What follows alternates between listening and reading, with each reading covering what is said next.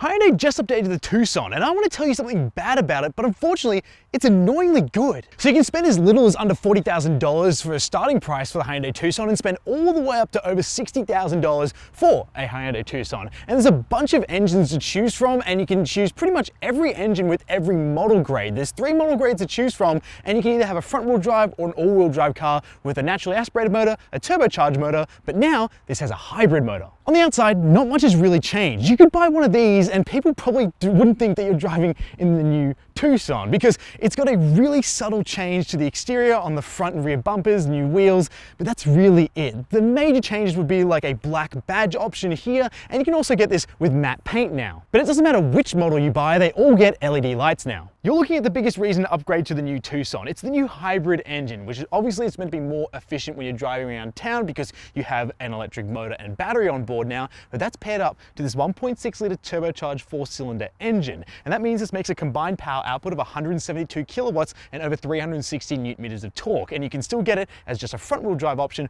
or an all wheel drive option. But it does mean the diesel is dead. But it doesn't mean this changes its towing capacity. You can still tow 1.9 ton with the hybrid system, making this the most powerful engine option and also the most efficient. Now, some grades will give you a power tailgate, but other grades will give you just a manual tailgate. And depending if you get the petrol or the hybrid, depends how much boot space you'll get. So in the hybrid, you actually get a little bit more boot space because underneath here is a space saver spare, meaning you'll get 582 liters of boot space, which is a huge and very useful amount of boot space, which is pretty much the similar amount of space you get, but you do have a movable floor here. So you can bring it down a little bit thanks to this having a smaller tire. But if you want a full-size spare, you'll have to either go and buy that somewhere else or buy a different grade, because if you have the hybrid, you're just going to get this space saver. But nonetheless, it's a very practical boot and it's very usable, and this is a very appealing part of the Tucson, is that if you have a family and also stuff, you can carry it all with you. But Hyundai has saved all the updates for where you're going to spend most of your time, on the inside. Inside here is a massive change from the previous generation. The previous one already looked kind of cool, but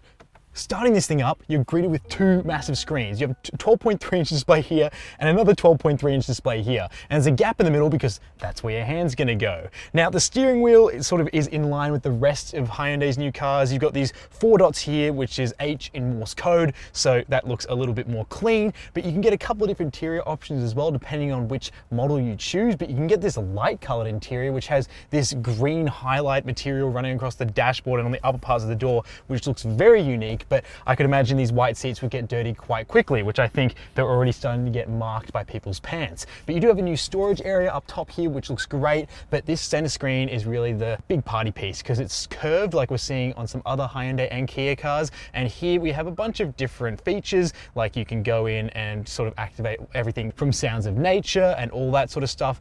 And you have physical controls to jump quickly to your home, media, map selections. But the new mode in here is baby mode. So you can go here and activate baby mode if you have the hybrid model. And so what that does is dulls all the inputs of the car to make this car drive smoother when you have a baby in the car. And that's activated through your drive mode system, which is sitting here on this floating center console, which looks great. And the actual charging pad for your phone is so much better because it keeps your phone nice and flat. And there's these little LEDs up top that indicate how strong of a connection your phone has to the wireless charging pad. So it can tell you if it's going to get a bad charge, or if it's all 3 green lights on, you'll get a nice fast charge. You've also got a touch panel down here, which is all for your climate controls, which is very intuitive and easy to use. But my only downside to that is that it's going to show a lot of fingerprints. So that's the only downside there, but the rest of it's very easy to use. And you've also got physical controls for your media, your volume, and your temperature. You've also got a couple of USB-C ports floating around here as well, and a little bit of storage underneath here. But we do get a decent sized center cubby too, which is good,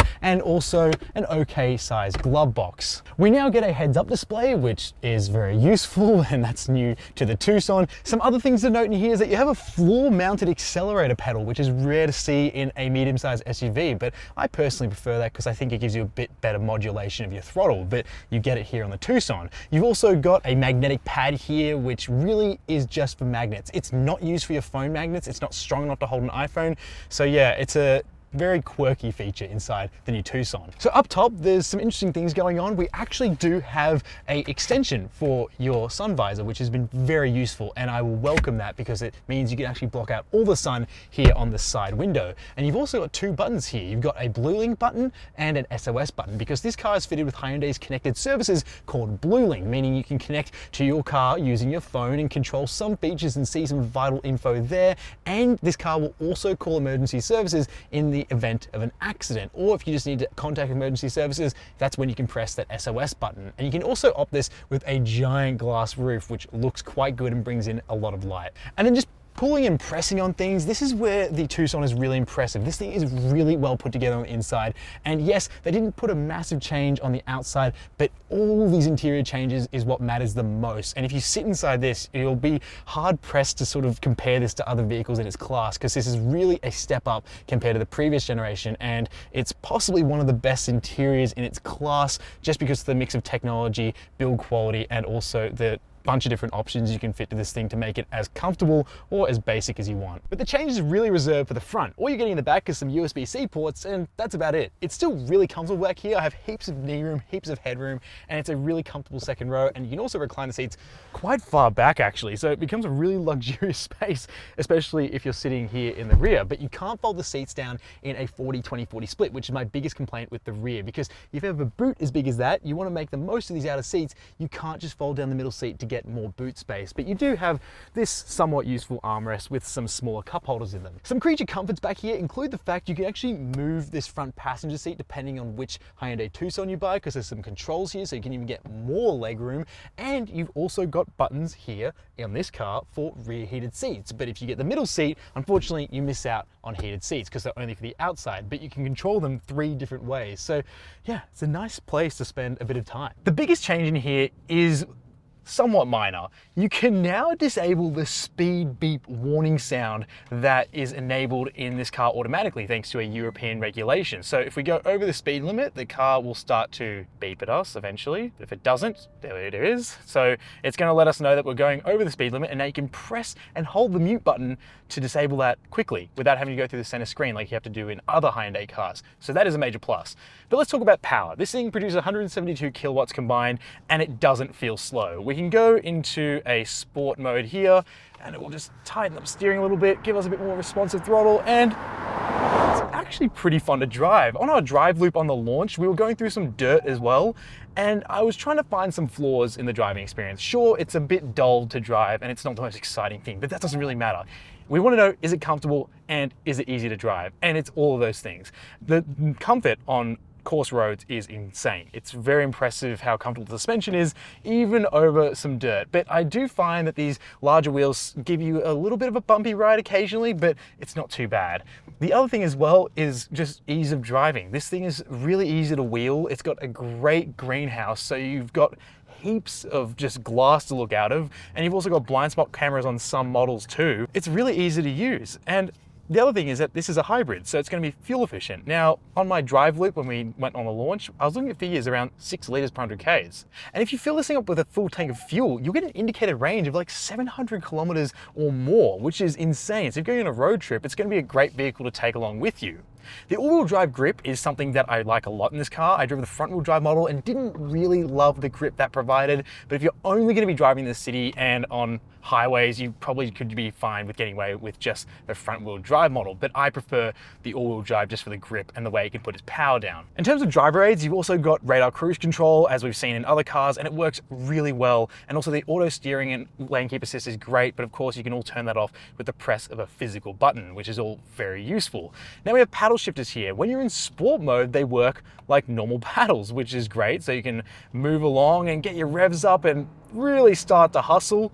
But if you go into eco mode, they become regen paddles. So you can feed power back into your battery more quickly in eco mode, which is great. And this car will also kick itself into EV only mode when you're driving along, but unlike a Toyota, you can't select an EV mode. It will decide for itself when it's going to go into EV mode, which is a little bit frustrating, especially when you've got a full battery and you want to be using it, but instead the car decides it needs to turn the engine on. So that's the only downside of the hybrid powertrain, is that you can't keep EV mode on until the battery runs out. But other than that, it seems to prioritize EV mode quite a lot at low speed. speeds, which is great. And the engine is actually really nicely integrated with the powertrain. It doesn't kick on with a huge fuss, and it's really quite smooth in terms of combining its power, like petrol power and electric power. It's just a really impressive hybrid system, and it's just really easy to live with, and definitely would be my top pick for a powertrain out of the 1.6 litre turbocharged engine and the 2-litre naturally aspirated engine. So it's one of the few all-wheel drive hybrid SUVs in its class, because if you want to buy a Honda CR-V hybrid, it's front-wheel drive. But this, you can have it in front-wheel drive, all-wheel drive, and you don't have to buy the hybrid because there's other engine options available. There is so much choice here for this SUV, and it's so good that there's very little to complain about. So if you want something that's just as good as a RAV4, maybe even a little bit better, you should buy one of these.